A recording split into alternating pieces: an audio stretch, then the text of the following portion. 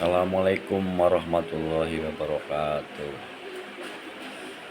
Selamat sejahtera untuk kita semuanya. Saya akan membahas buku tentang ekonomi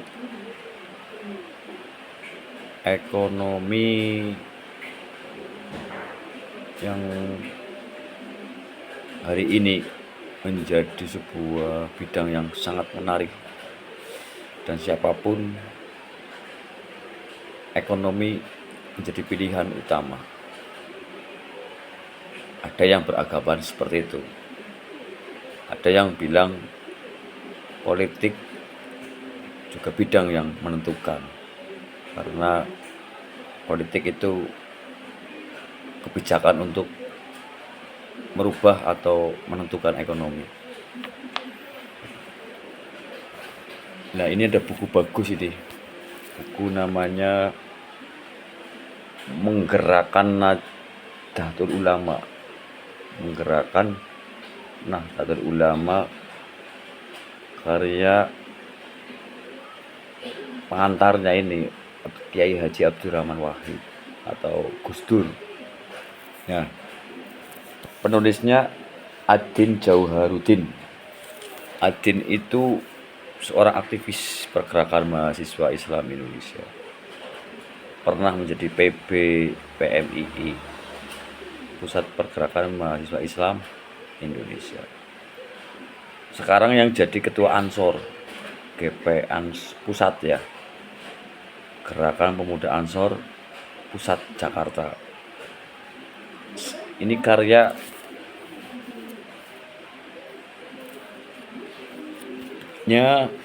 Menggerakkan Nahdlatul Tujar ini ya. Tadi judulnya ya, Menggerakkan Nahdlatul Tujar. Sebelum ada NU sudah ada Nahdlatul Tujar. Apa itu Nahdlatul Tujar?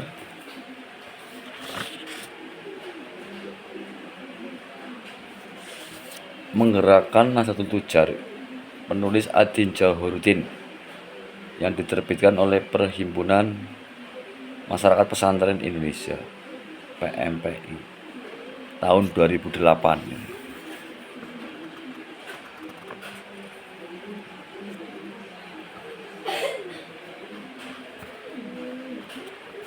Sendi-sendi kebudayaan atau tradisi suatu bangsa dan komunitas pada dasarnya dibangun melalui proses ekonomi akumulasi modal, pendidikan akumulasi pengetahuan, dan politik akumulasi kekuasaan yang berjalan bersamaan. Semakin baik status ekonomi, mutu pendidikan, serta semakin luas pengaruh kekuasaannya, maka semakin erudit kebudayaan dan tradisi yang dilahirkan dan dikembangkan.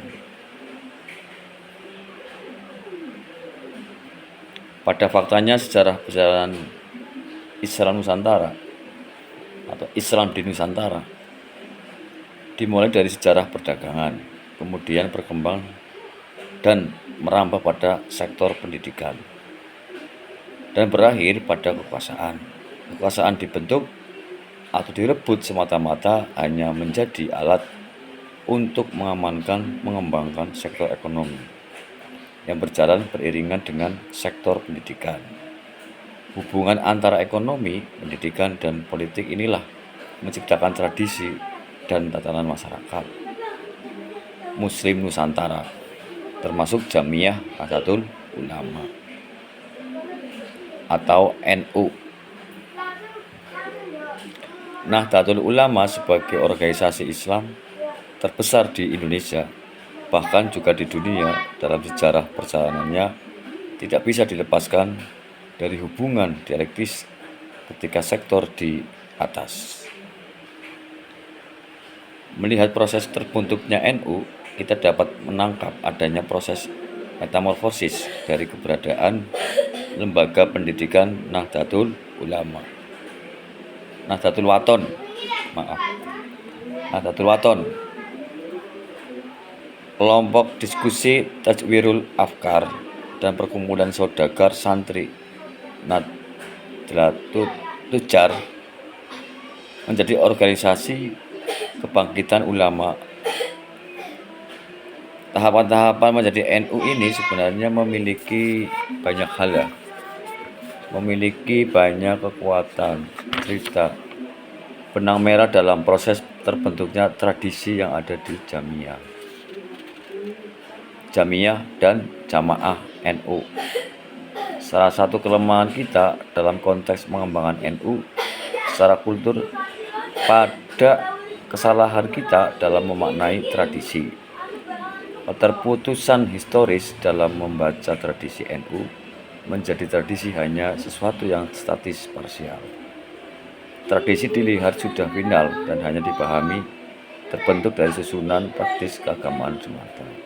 Seharusnya tradisi NU dibaca terbentuk dan 4 unsur di atas yang berjalan dinamis. Dengan begitu kita dapat merumuskan identitas NU sebagai sekelompok masyarakat yang memiliki jiwa kebangsaan, kecerdasan intelektual, semangat entrepreneur, dan menjalankan praksis keagamaan berdasarkan Islam Ahlussunnah wal Jamaah.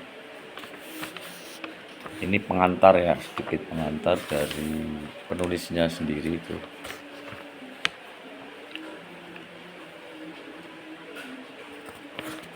Jadi, oke, kita lanjutkan. Tradisi memegang peranan kunci dalam melakukan perubahan orientasi dan tindakan di kalangan Jamiyah NU untuk mendorong sebuah perubahan yang kita rasa baik bagi tatanan sosial, politik, ekonomi, dan kalangan Nahdliyin. Maka langkah yang dapat adalah menghidupkan kembali tradisi yang sebenarnya telah ada dalam NU. Dengan cara itu, transformasi dapat berjalan masif dan saling menguatkan di antara semua sektor. Kiai Haji Abdul Rahman Wahid atau kita disebut Gus Dur adalah sedikit orang yang memahami secara baik apa persoalan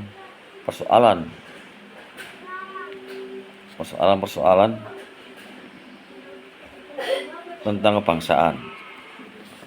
Gus Dur juga memahami bagaimana ke depan yang dihadapi oleh NU pada zamannya. Ia menggunakan tradisi yang telah ada sebagai alat reformasi. Fenomena gerakan kembali ke Skito diputuskan dalam Muktamar NU Situbondo pada 1984 yang disuarakan oleh Gus Dur harus dilihat dari setting sosial politik berkembang pada masa itu, di masa mana NU berkelindan secara dalam di politik dalam melupakan fungsi-fungsi sosial kemasyarakatan. Tentu Gus Dur dan para pendukungnya gagasan kembali ke Hito tidak mengatakan politik itu tidak perlu. Karena politik pada hakikatnya memiliki fungsi yang baik dalam mengatur kehidupan berbangsa dan bernegara. Pertimbangan ini didasari perhitungan yang cermat. Pertama, setting politik tidak memungkinkan NU dapat berbuat banyak pada masa itu di mana partai hanya sekedar bunga-bunga demokrasi prosedural. Kedua, lamanya NU terlibat dalam politik praktis telah melupakan kerja-kerja pokok NU dalam mengembangkan sumber daya manusianya. Ketika untuk menggiring dan menciptakan arus baru, maka jalan yang baik adalah tidak konfrontasi dengan arus yang sudah ada, tetapi dengan cara menghidupkan kembali tradisi yang telah terbengkalai.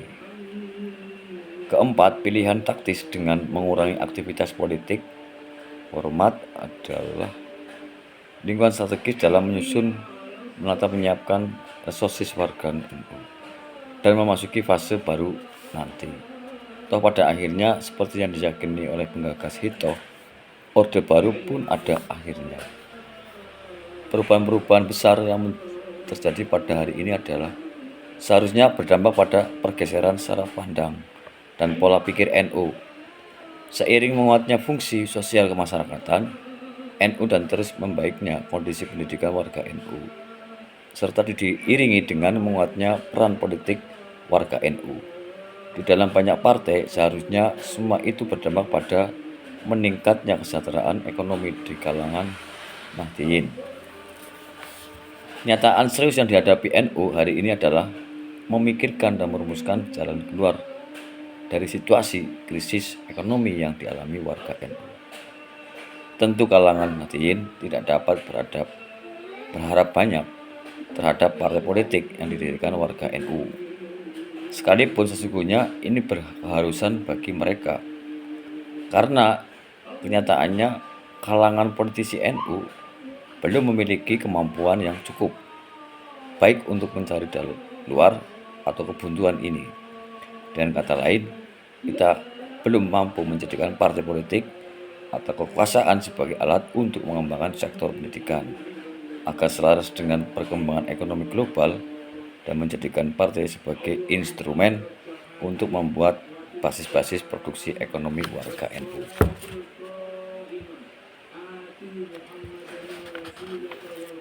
Alih-alih menghabiskan energi untuk mengkritik peran politisi NU, lebih baik kita kembali menghidupkan tradisi entrepreneur yang sudah ada di dalam NU. Bukankah Nahdlatul Tujar adalah tradisi yang terpinggirkan selama ini? Bukankah saudagar santri pernah memiliki masa-masa keemasan sebelum dilumpuhkan oleh Orde Baru? Ini pengantar dari PMPI, Perhimpunan Masyarakat Pesantren Indonesia. Oke, ini hanya pengantar saja. Besok lanjut. Silakan baca buku ya. Ini buku bagus, menggerakkan ya. Nahdlatul Tujar, karya Adin Jauhari. Mudah-mudahan ini menjadi bacaan kita sebagai masyarakat yang peduli dengan kondisi sekarang. Assalamualaikum warahmatullahi wabarakatuh.